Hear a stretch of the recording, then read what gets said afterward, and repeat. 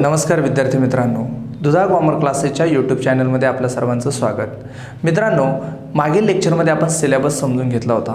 या लेक्चरमध्ये आपण आपला जो टॉपिक आहे या सिलेबसमधला व्हॅल्युएशन ऑफ शेअर्स याला आपण सुरुवात करतोय. मग आता व्हॅल्युएशन ऑफ शेअर्स या प्रकरणामध्ये तुम्हाला काय करायचं आहे हे मी एकदा सुरुवातीला समजून सांगणार. मित्रांनो, व्हॅल्युएशन ऑफ शेअर्स, शेअरची व्हॅल्युएशन करायचं आहे. शेअरची व्हॅल्युएशन करण्याच्या 3 मेथड आहे. शेअरचे व्हॅल्युएशन करणाऱ्या तुमच्या 3 मेथड आहे. मग या 3 मेथडची एकदा मी नावं लिहितो. फर्स्ट मेथड आहे तुमची net asset method. First method आहे तुमची नेट असेट मेथड. यालाच आपण इंट्रिन्सिक व्हॅल्यू मेथड असे सुद्धा म्हणतो. Intrinsic value. ओके, तर हेच 2 नावं महत्त्वाचे आहे. पुस्तकात भरपूर नावं आहे, पण ते नावं काय परीक्षेला येत नाही. त्याच्यामुळे आपल्याला हे 2 नावं वरतीच विचारलं जातं. त्याच्यामुळे हेच 2 नावं ध्यानात ठेवा, कारण जास्त नावं सांगितल्यावर पुन्हा तुमचा कन्फ्युजन होईल. 2 नावं ध्यानात ठेवा, नेट असेट आणि इंट्रिन्सिक. हे पहिल्या मेथडचं नाव आहे. त्याच्यानंतरची दुसरी जी मेथड आहे ती मेथडचं नाव आहे यील्ड व्हॅल्यू. दुसऱ्या मेथडचं नाव आहे यील्ड व्हॅल्यू मेथड. ओके, त्याच्यानंतर तिसरी जी मेथड आहे तुमची ती आहे तुमची फेअर व्हॅल्यू मेथड. तुमची तिसरी मेथड आहे फेअर व्हॅल्यू मेथड. ही तुमची तिसरी मेथड आहे. मग अशा प्रकारे मित्रांनो, व्हॅल्युएशन ऑफ शेअरच्या 3 मेथड आहे. परीक्षेला तुम्हाला 3ही विचारले जातात. 3ही मेथड अतिशय सोपं आहे, त्याच्यामुळे तुम्ही त्याच्याबद्दल कुठल्याच प्रकारची शंका ठेवू नका. मग आता या 3 मेथडमध्ये तुम्हाला काय करायचं आहे? सिंपल गोष्ट आहे, काहीच करायचं नाही. फॉर्म्युले असणारे, फॉर्म्युलेमध्ये किमती टाकायचे आणि तुमचा आन्सर तुम्हाला मिळत चालणार आहे. मग यासाठी मित्रांनो काय बोललो मी? फॉर्म्युले आहे. मग फॉर्म्युले जर असेल तर आजच्या लेक्चरमध्ये आपण महत्त्वाचं तुमच्या सगळ्यांच्या मनात आहे, आपण आजच्या लेक्चरमध्ये काय केलं पाहिजे? या मेथडचे फॉर्म्युले एकदा समजून घेतले पाहिजे. आणि ते फॉर्म्युले जर आपण समजून घेतले तर पुढे आपल्याला प्रॉब्लेम चालू झाल्यावर किमती टाकणं सोपं जाईल. मग आता चला, आपण कुठल्याही प्रकारचा वेळ न घालता आपण पहिल्या मेथडला सुरुवात करतोय. त्याचे फॉर्म्युले आपण एकदा लिहून घेतोय. आता पहिल्यांदा आपली जी मेथड आहे ती नेट असेट मेथड आहे. तिलाच दुसरं नाव आहे इंट्रिन्सिक व्हॅल्यू मेथड. मग या मेथडचे जे काही फॉर्म्युले आहे त्या फॉर्म्युलेला मी थोडक्यात सुरुवात करतोय. आता बघा मित्रांनो, या मेथडमध्ये तुम्हाला 3 कॅल्क्युलेशन असणार आहे. या मेथडमध्ये तुम्हाला 3 कॅल्क्युलेशन असणार आहे. मग त्यातलं जे पहिलं कॅल्क्युलेशन आहे तुमचं, त्याचं मी नाव लिहितो आणि मग त्याचा फॉर्म्युला लिहितो. त्याचं नाव आहे total net asset. Total net asset. मग टोटल नेट असेट हे त्यातलं पहिलं कॅल्क्युलेशन आहे. मग याचं सूत्र आहे किंवा याचा फॉर्म्युला आहे total asset. Total asset minus liability. Total asset minus liability. आता इथं असेट घ्यायचे आहे आणि लॅबिलिटी मायनस करायची आहे. याने तुम्हाला कळणार आहे total net asset. Total net asset तुम्हाला याने कळणार आहे.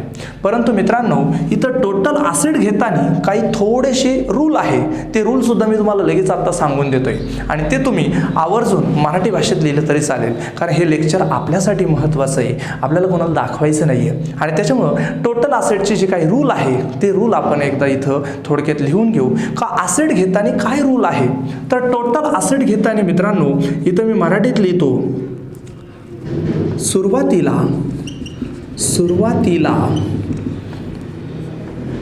ॲडजस्टमेंटमधील असेट घेणे. ॲडजस्टमेंटमधील असेट घेणे. सुरुवातीला काय करायचं? ॲडजस्टमेंटमधील असेट घ्यायच्या, कारण असेटची आपल्याला टोटल करायची. मग तुम्ही म्हणता बॅलन्स शीटची टोटल करायची, तसं नाही आहे. आपल्याला काय करायचं आहे? सुरुवातीला ॲडजस्टमेंटमधील असेट घ्यायचे आहे आणि त्यानंतर बॅलन्स शीटमधील असेट घेणे. बॅलन्स शीटमधील असेट घेणे. बॅलन्स शीटमधील असेट घेणे. पण बॅलन्स शीटचे असेट घेताना डबल करायच्या नाही. म्हणजे ज्या ॲडजस्टमेंटमध्ये आलेल्या आहे त्या बॅलन्स शीटला घ्यायच्या नाही, बॅलन्स शीटमध्ये उरलेल्याच घ्यायच्या. मग आता अशा प्रकारे आपण टोटल असेटच्या बाबतीत थोडासा नियम लिहिला आहे. अजून इथे एक स्टार करा. हे स्टार खूप महत्त्वाचं आहे. असेट साईडचे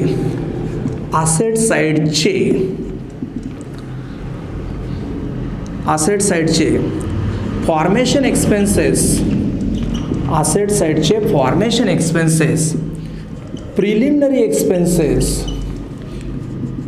एक्सपेन्सेस, त्याच्यानंतर profit and loss, underwriter commission, अंडररायटर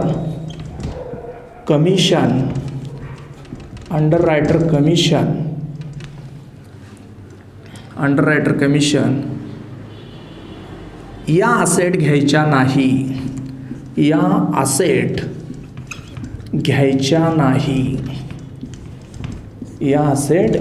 नाही, हे ध्यानात ठेवा.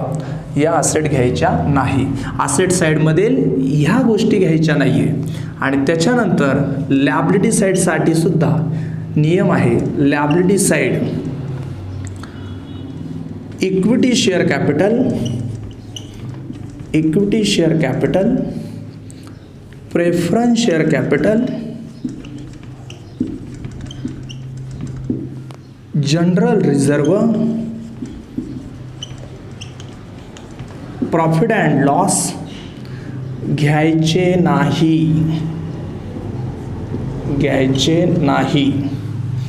लॅबिलिटी साईडमधील या लॅबिलिटी घ्यायच्या नाही.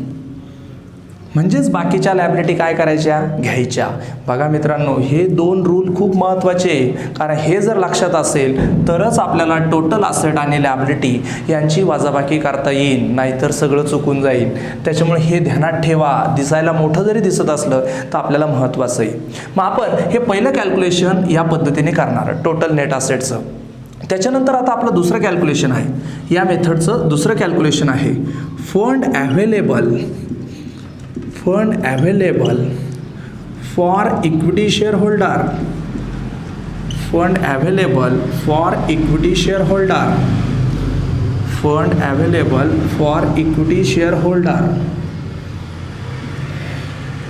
ओके, मग fund available for equity share holder याचं काय नाही, सिंपल सूत्र आहे. तेवढं सूत्र फक्त ध्यानात ठेवा. जिथं सूत्र सोपं आहे तिथं मी सोपंच देतोय, पण जिथं महत्त्वाची गोष्ट आहे तिथं मात्र मी तुम्हाला असे स्टार करून देतोय, कारण हेच तर आपल्या चॅनलचं वैशिष्ट्य आहे. आपल्याला चांगलं शिकवायचं आहे आणि ते पण व्यवस्थित शिकवायचं आहे, आणि म्हणून मी तुम्हाला ह्या सगळ्या गोष्टी लिहून देणार आहे. पण त्यासाठी मित्रांनो तुम्हाला शेवटपर्यंत व्हिडिओ बघावा लागेल, आणि त्यामुळे शेवटपर्यंत व्हिडिओ बघा. आवडल्यास तुम्ही शेअर करा, सर्वांना कळवा. त्याच्यानंतर आपल्या फंड अवेलेबल कडे आपण येतोय. फंड अवेलेबलचं सूत्र आहे total net asset minus preference share capital. एकदम सोपं आहे. प्रेफरन्स शेअर दिलेला असणारे, टोटल नेट असेट असणारे, त्यातून वजाबाकी केली की फंड काढणारे. हे सोपं आहे. इथं काही रूल नाही आहे, इथं काही लिहायची गरज नाही आहे. त्याच्यानंतरचं तिसरं सूत्र आहे तुमचं, तिसरं मेथड आहे, हे तिसरं कॅल्क्युलेशन आहे intrinsic value of each equity shares. आता काही वेळेस मित्रांनो बोर्डवरचं तुम्हाला दिसणार नाही, तर त्यासाठी मित्रांनो तुम्ही एक करायचं, तुमची जी व्हिडिओची क्वालिटी आहे ती 480 करायची. 480 केल्यानंतर तुम्हाला हा बोर्डवरचा अक्षर पूर्ण दिसेल, ही 100% गॅरंटी. मग आता intrinsic value of each equity share याचं सूत्र आपण बघतोय. याचं सूत्र आहे fund available for equity share holder किंवा इक्विटी शेअर्स भागिले किंवा divided number of equity shares. Fund available for equity shares divided number of equity shares, हे त्याचं सूत्र आहे इंट्रिन्सिक व्हॅल्यू काढण्याचं. मग अशा प्रकारे थोडक्यात 1, 2, 3 हे तुमचे कॅल्क्युलेशन तुमच्या याच्यामध्ये आले नेट असेट मेथडमध्ये. ABC हे 3 कॅल्क्युलेशन तुमच्या नेट असेट मेथडमध्ये आहे. मग अशा प्रकारे मित्रांनो नेट असेट मेथडमधले कॅल्क्युलेशन आपण समजून घेतलेले आहे. आता आपण दुसरी मेथडला सुरुवात करतोय, आणि दुसरी मेथडला सुरुवात करत असताना दुसऱ्या मेथडचं नाव आहे यील्ड व्हॅल्यू मेथड. मग आता ही पण मेथड खूप सोपी आहे, यील्ड व्हॅल्यू मेथड. मग आता यील्ड व्हॅल्यू मेथड जे आहे त्यामध्ये 4 कॅल्क्युलेशन आहे. सिंपल आहे, त्यामुळे टेन्शन घ्यायचं नाही. पहिलं कॅल्क्युलेशन आहे तुमचं ॲव्हरेज प्रॉफिट. मग आता ॲव्हरेज प्रॉफिट म्हटल्यानंतर त्याचं सूत्र आहे टोटल प्रॉफिट भागिले नंबर ऑफ इयर, हे त्याचं सूत्र आहे. टोटल प्रॉफिट भागिले नंबर ऑफ इयर. सिम्पल आहे. प्रॉफिट दिलेला असणार आहे, नंबर ऑफ इयरसुद्धा तिथं दिलेले असणार आहे, त्याला फक्त घ्यायचं आहे आणि भागिले करायचं आहे, बाकी काही नाही. ॲव्हरेज तुम्हाला कळून जाईल. सिम्पल हे. त्याच्यानंतर पुढं आहे तुमचा मेंटेनेबल प्रॉफिट. Maintainable profit. मग आता मेंटेनेबल प्रॉफिटचं सूत्र आहे average profit minus transfer reserve. Average profit minus transfer reserve. Average profit minus transfer reserve याने तुम्हाला मेंटेनेबल प्रॉफिट कळणार आहे. आणि त्याच्यानंतर तिसरा फॉर्म्युला आहे, म्हणजे तिसरं कॅल्क्युलेशन आहे तुमचं capitalise value of maintainable profit. Capitalise value of maintainable profit. Capitalise value of maintainable profit. कॅल्क्युलेशनचं नाव जरी मोठं असलं तर सूत्र खूप सोपं आहे. Capitalise value of maintainable profit, मग त्याचं सूत्र आहे मेंटेनेबल प्रॉफिट. मेंटेनेबल प्रॉफिट भागिले normal rate of return. Normal rate of return गुणिले 100. मेंटेनेबल प्रॉफिट भागिले नॉर्मल रेट ऑफ रिटर्न गुणिले 100. नॉर्मल रेट ऑफ रिटर्न प्रॉब्लेममध्ये असतो, गुणिले 100 सूत्रामध्ये असतात. मेंटेनेबल प्रॉफिट हा इथं मिळालेला असतो. मेंटेनेबल प्रॉफिट हा इथं मिळालेला असतो, तोच इथं घ्यायचा असतो. त्यामुळे सोपं कॅल्क्युलेशन आहे, प्रॉब्लेमच्या दृष्टीने समजून जाईल, टेन्शन घेऊ नका.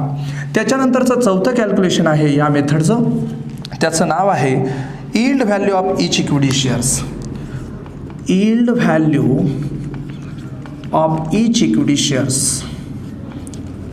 इच इक्विटी शेअर्स. मग आता याचं सूत्र आहे capitalise value. Capitalise value of maintainable profit.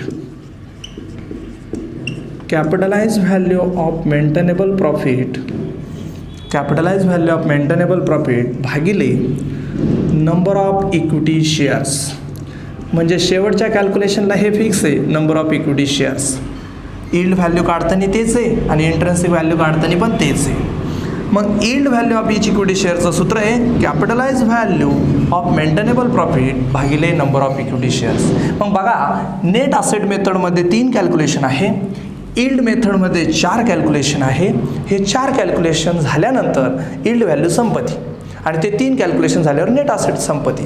मग आता शेवटची मेथड राहिली फेअर व्हॅल्यू. तुम्ही म्हणता तिच्यात पण इतके का, तर नाही, तिच्यात एकच सूत्र आहे आणि ते पण याच्यावरूनच आहे. त्याच्यामुळे आता मी इथं छोट्या जागेमध्ये त्याला ॲडजस्ट करतो. फेअर व्हॅल्यू मेथडचं नाव काय आहे, फेअर व्हॅल्यू हे आपल्या मेथडचं नाव आहे. मग आता फेअर व्हॅल्यू मेथडमध्ये जे कॅल्क्युलेशन असतं त्या कॅल्क्युलेशनचं नाव आहे value of each equity shares.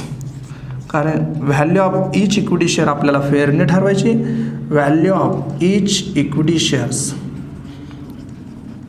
Each equity shares. मग याचं सूत्र आहे intrinsic value. Intrinsic value plus yield value भागिले 2. म्हणजे किती सोपं झालं. इंट्रिन्सिक म्हणजे पहिल्या मेथडमध्ये मिळालेली व्हॅल्यू, यील्ड म्हणजे दुसऱ्या मेथडमध्ये मिळालेली व्हॅल्यू. मग इंट्रिन्सिक आणि यील्डची बेरीज करायची आणि त्याला 2ने भागायचं आहे, म्हणजे थोडक्यात ॲव्हरेज काढायचं आहे आणि त्याला आपण म्हणणार आहे फेअर व्हॅल्यू. मग अशा पद्धतीने विद्यार्थी मित्रांनो, आज या लेक्चरमध्ये आपण आपला जो व्हॅल्युएशन ऑफ शेअर्सच्या ज्या 3 मेथड्स आहे या 3 मेथडचे आज फॉर्म्युले समजून घेतलेले आहे. म्हणजे थोडक्यात पुढच्या लेक्चरला आपल्याला प्रॉब्लेम सुरुवात करायला आता अडचण राहिलेली नाही आहे. तर त्याच्यामुळे हे व्यवस्थितरित्या व्हिडिओ व्यवस्थित बघा, जिथं आवश्यकता असेल तिथं पुन्हा रिपीट बघा आणि व्यवस्थित समजून घ्या. पुढच्या लेक्चरमध्ये आपण प्रॉब्लेमला सुरुवात करणार आहे. थँक्यू.